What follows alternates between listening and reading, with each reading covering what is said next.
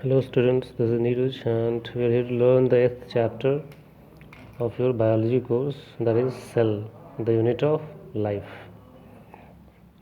This is the chapter we have to study, cell. आप cell के बारे में बहुत पहले से पढ़ रहे होगे. I think the first encounter about cell you had in class 8.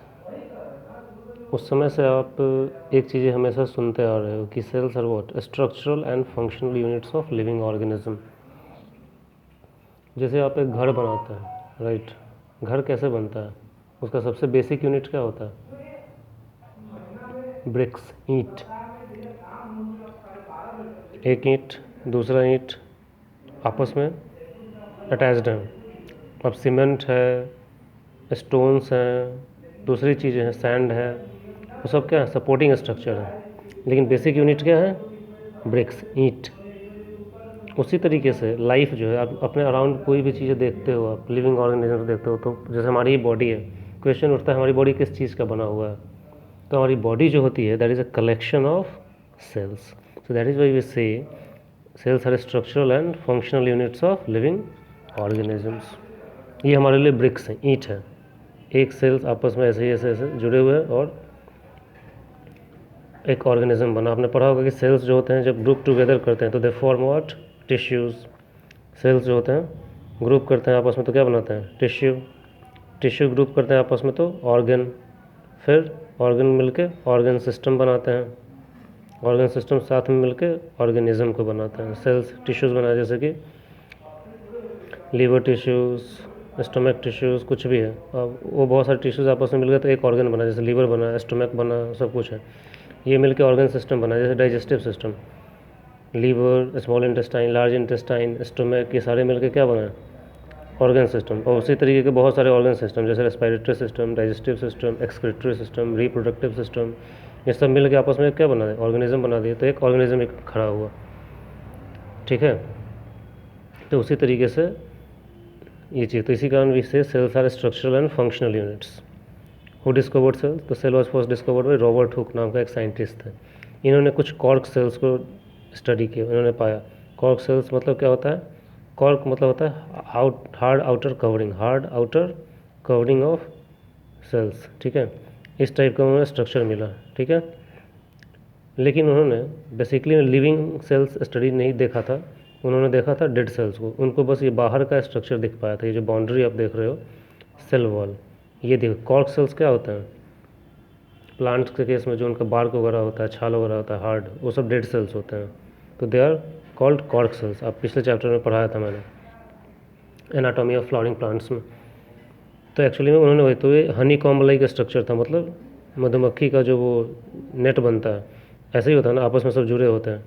तो ये सेल वॉल एक्चुअली में उनको दिखा था. एग्जैक्ट सेल नहीं दिखा था, but that was actually a part of cell, right. So it is told that Robert Hooke discovered cell and he observed those in the cork cells of plants. And first of all he observed honeycomb like structures. In actually it was dead cell wall था वो. ठीक है. लेकिन तो और उनका microscope बहुत ज़्यादा स्ट्रॉन्ग नहीं था, जिसके कारण सेल वॉल तो उन्होंने देख लिया, लेकिन इसके अंदर क्या है जो भी मटेरियल, वो चीज़ स्टडी नहीं कर पाते. Because he didn't have the what you call microscope which has good magnification power.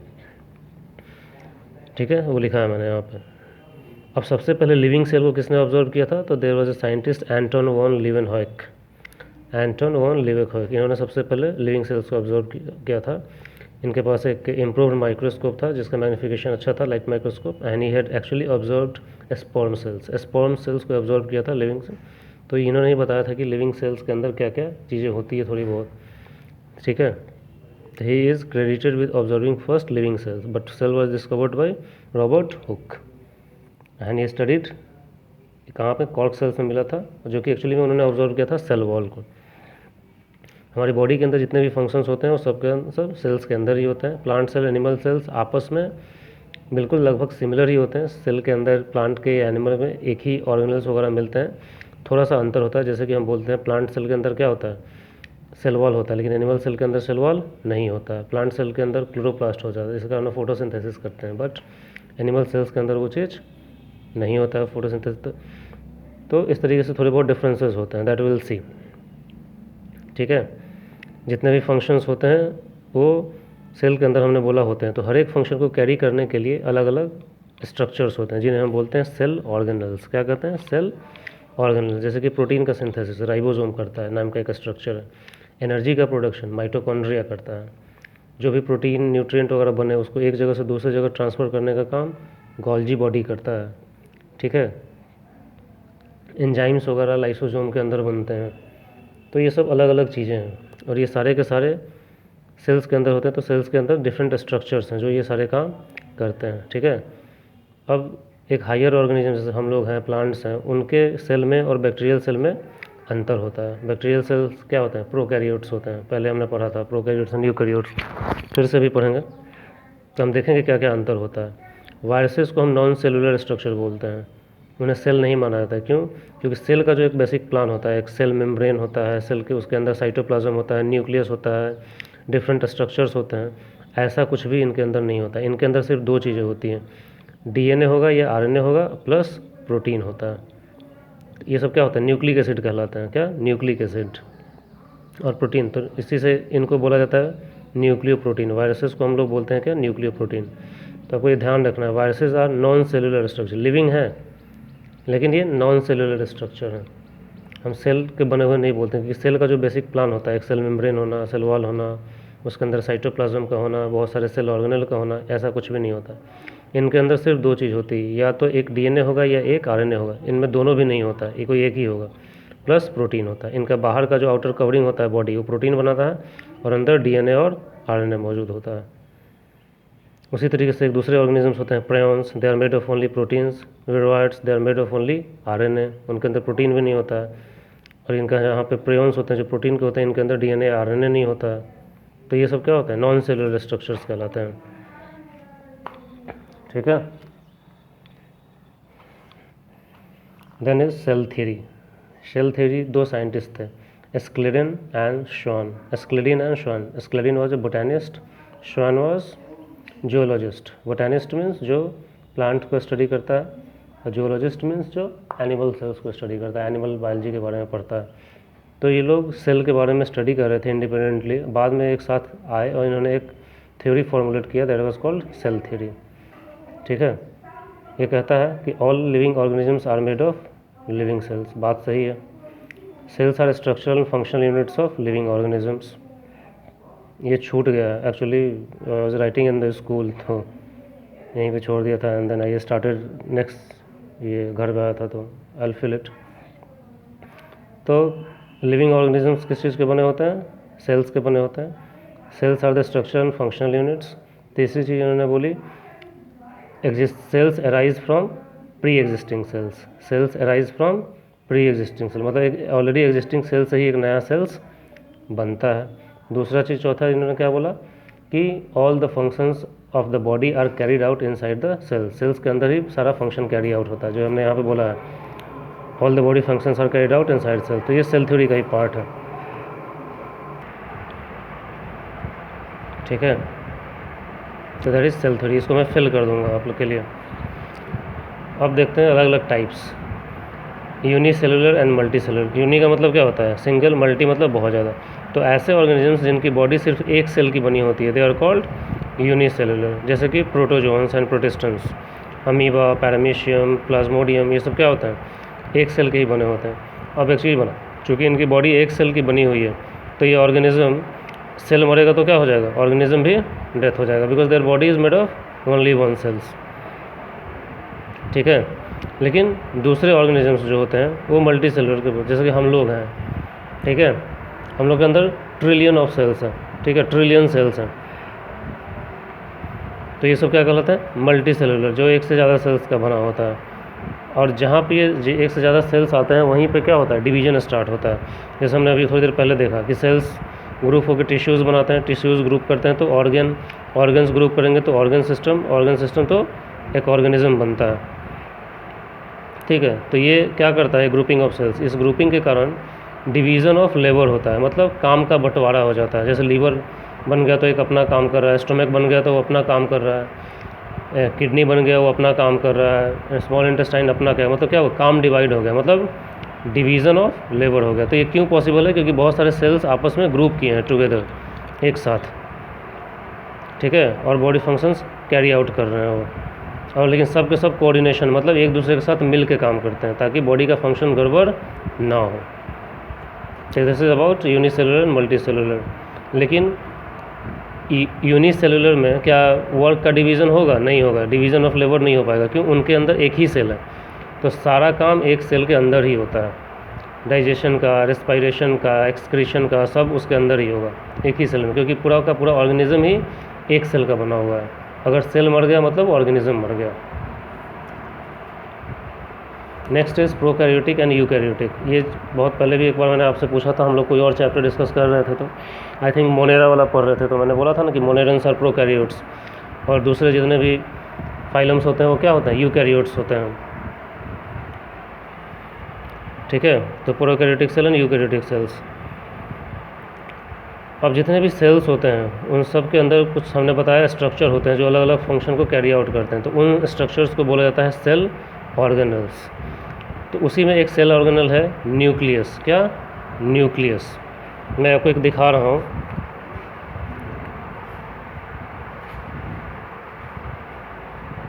ये देखिए, this is for example, this is plant cell and this is animal cell. Animal cell थोड़ा सा circular type का होता है, plant cell थोड़ा सा rectangular हो जाएगा। ठीक है, तो ये सेल वॉल है, ठीक है, ये सेल मेम्ब्रेन है, उसके अंदर ये लिक्विड पोर्शन होता है बहुत सारा, उसको बोला जाता है साइटोप्लाज्म। उसके अंदर बहुत सारे अलग अलग स्ट्रक्चर, जैसे ये माइटोकॉन्ड्रिया है, ठीक है, ये वैक्यूल है, ये गोल्जी एपरेटस है, ये एंडोप्लाज्मिक रेटिकुलम है, और ये पूरा का पूरा स्ट्रक्चर क्या है? न्यूक्लियस है। ठीक है, अभी आप ध्यान से देखोगे ये न्यूक्लियस जो है मेम्ब्रेन से घिरा हुआ है। ठीक है, मेम्ब्रेन से घिरा हुआ है। तो ऐसे सेल्स जिनके अंदर ये जो न्यूक्लियस जो होता है वो मेम्ब्रेन से घिरा होता है उसे बोलते हैं यूकैरियोटिक सेल, और जिनमें ये मेम्ब्रेन से घिरा हुआ नहीं होता है उन्हें बोला जाता है प्रोकैरियोटिक सेल। क्या बोलते हैं उन्हें? Prokaryotic cell.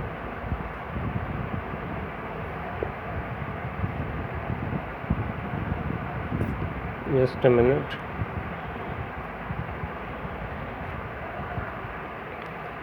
ठीक है, तो न्यूक्लियस जो होता है, based on the structure of nucleus हम प्रोकैरियोटिक और यूकैरियोटिक, प्रोकैरियोटिक क्या होता है?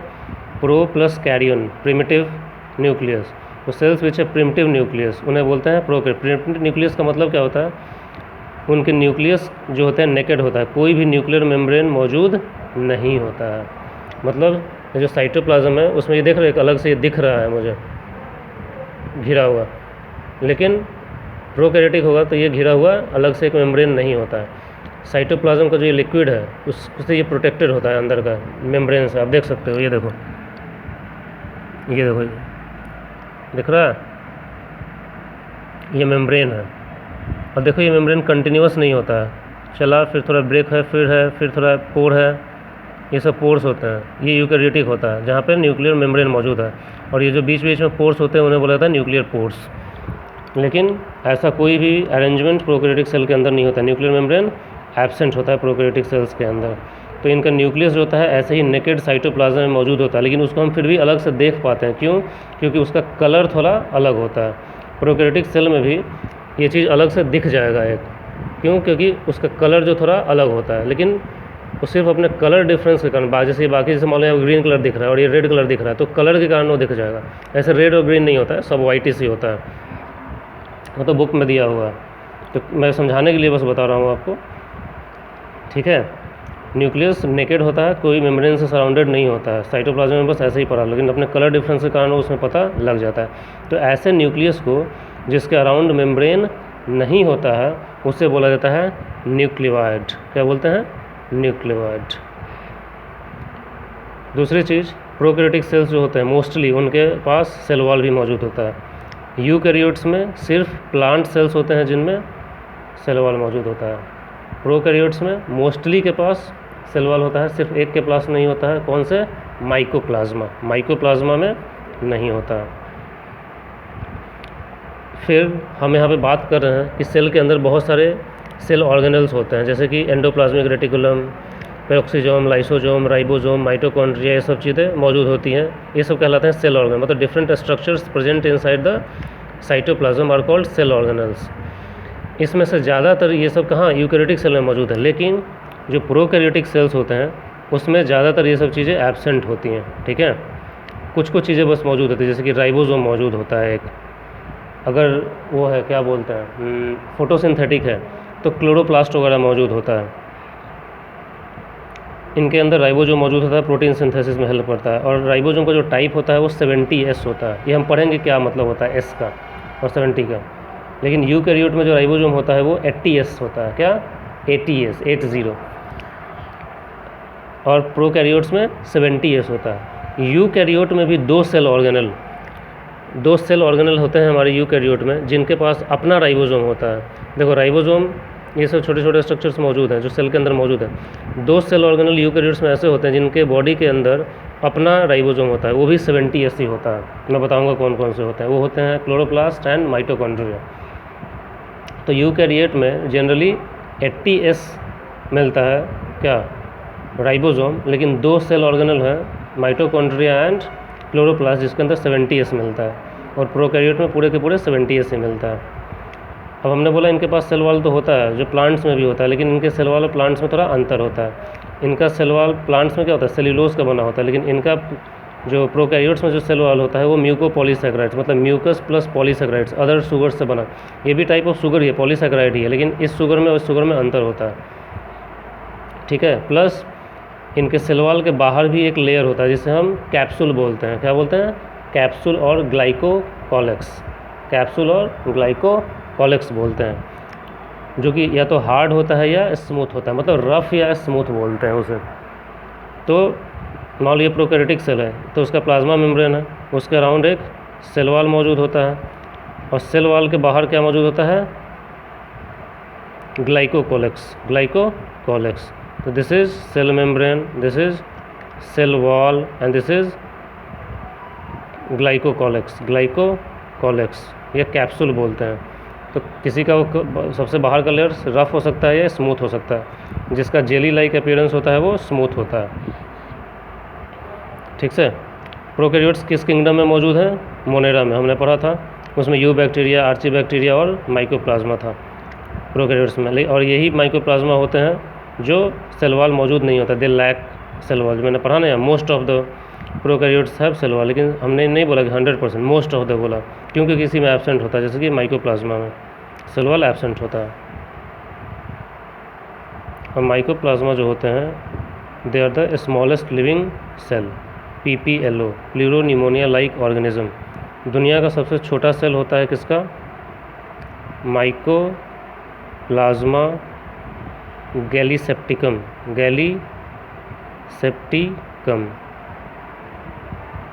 ठीक है।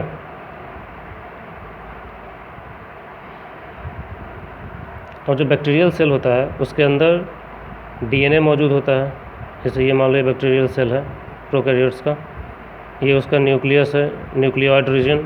तो यहाँ पे DNA मौजूद होता है अपना, सर्कुलर DNA। इसके अलावा एक और साइड में सर्कुलर DNA मौजूद होता है जिसको हम बोलते हैं प्लाज्मिड। क्या कहते हैं? प्लाज्मिड। ये बैक्टीरियल सेल है प्रोकैरियोट का, ये न्यूक्लियोइड रीजन है, उसके अंदर DNA मौजूद है एक सर्कुलर। इसके अलावा एक और सर्कुलर DNA न्यूक्लियस से अलग, न्यूक्लियोइड से अलग मौजूद होता है, वो भी सर्कुलर ही होता है, दैट इज़ कॉल्ड प्लाज्मिड। अब देखते हैं, हम बोलते हैं कि बैक्टीरिया वगैरह को मारने के लिए हम क्या यूज़ करते हैं? एंटीबायोटिक यूज़ करते हैं। कुछ बैक्टीरिया एंटीबायोटिक से मर जाते हैं, कुछ नहीं मरते हैं। तो जो मर जाते हैं वो क्या होते हैं? सेंसिटिव कहलाते हैं। जो नहीं मरते हैं उनको हम रेजिस्टेंस बोलते हैं। तो बैक्टीरिया के अंदर एंटीबायोटिक्स को लेकर या फिर एनवायरनमेंट को लेकर, किसी एनवायरनमेंट में ज़िंदा रहेंगे या नहीं रहेंगे, कोई बीमारी वो करेंगे या नहीं करेंगे, जैसे हम बोलते हैं ना टेटनस होता है, डिप्थेरिया होता है, न्यूमोनिया होता है, जितने भी बैक्टीरियल डिजीज़ की बात करते हैं, और फिर एंटीबायोटिक से एक्शन होगा या नहीं होगा बैक्टीरिया पे, उससे रिलेटेड जीन जो होता है वो सब के सब प्लाज्मिड पे ही मिलता है, ठीक है। प्लाज्मिड के अंदर ही जीन होता है जो उनको सेंसिटिविटी देता है या रेजिस्टेंस देता है। वही प्लाज्मिड्स जो होते हैं डिजीज़ करवाने का जीन रखते हैं। मतलब हमारे जो बैक्टीरियल डिजीज़ जो होते हैं तो उसके अंदर जो डिजीज़ कॉजिंग एजेंट होते हैं वो सब के सब इसी प्लाज्मिड पे मौजूद होते हैं। और बैक्टीरिया का जो ये होता है सेक्सुअल रिप्रोडक्शन, तो प्लाज्मिड एक सेल से दूसरे सेल में ट्रांसफ़र होता है। ये हम देखेंगे एक दूसरे चैप्टर में बाद में, ये पढ़ना है हमें क्लास 12 में बहुत ज़्यादा, ठीक है।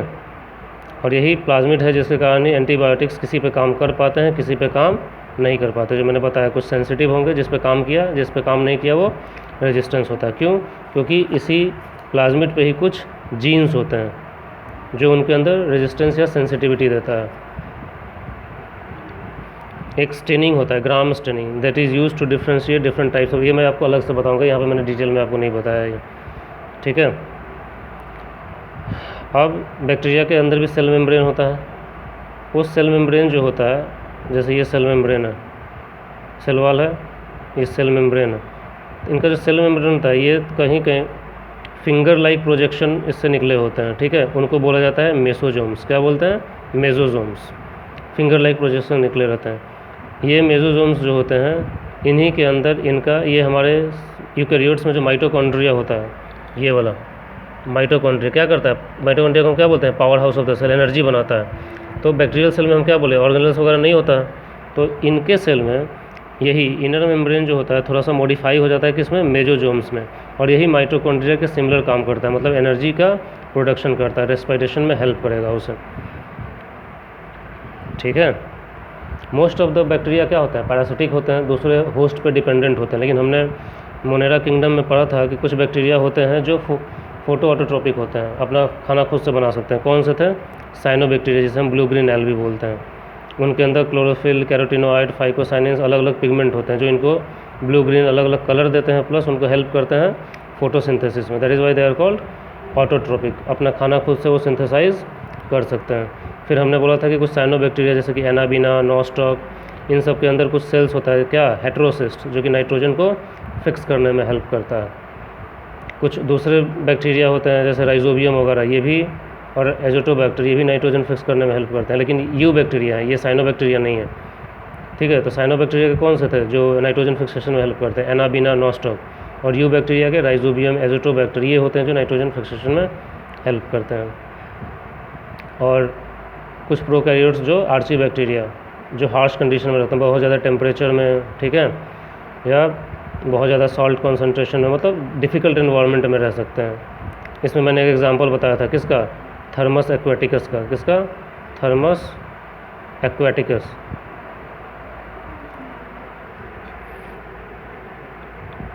So let's close this video. ये आपका एक इंट्रोडक्टरी हमने देख लिया, कहाँ तक?